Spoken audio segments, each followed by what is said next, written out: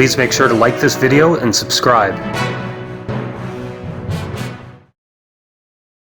3 days after posting on Twitter that he does not, quote, want or have Jesus as king, Brisbane Archbishop Coleridge broke his silence, clarifying that he does not, quote, favor royalist ideologies. He said, I worship Jesus reigning from the cross, whose kingdom is not of this world, and who casts mighty from their thrones.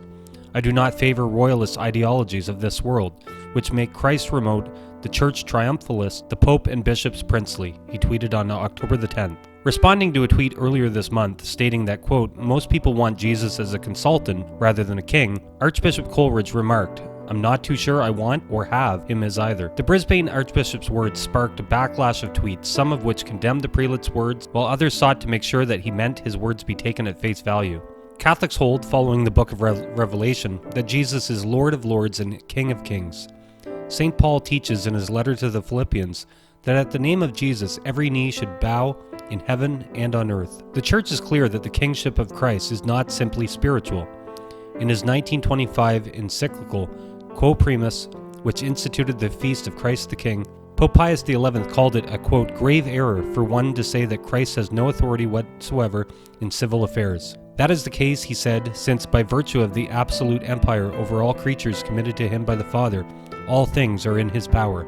Cardinal Raymond Burke told Catholics at the Rome Life Forum in May that they must consciously place themselves under the kingship of Christ in face of the enemies of the Church today who are attempting to infiltrate the life of the Church herself and to corrupt the bride of Christ by apostasy from the apostolic faith. He said the kingship of Christ is by nature universal, that is, it extends to all men, to the whole world.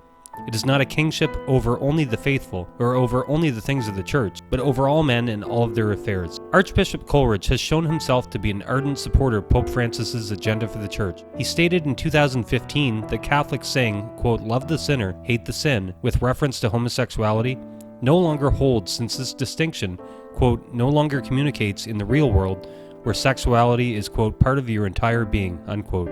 He has also argued that using the word adultery for remarried divorcees needs to end. He criticized the four Dubia cardinals in 2016 for searching for what he called false clarity amid shades of gray. In 2016, Coleridge's archdiocese defended the staging of a sexually charged, explicitly anti-Christian ballet and fashion show in the Catholic Church. He recently made derisive comments against Archbishop Vigano, suggesting that the Vatican whistleblower thinks he'd make a better pope than Pope Francis. The Archbishop's most recent tweet was met with criticism on Twitter. Check out the entire article at LifeSite News. Link is in the description below.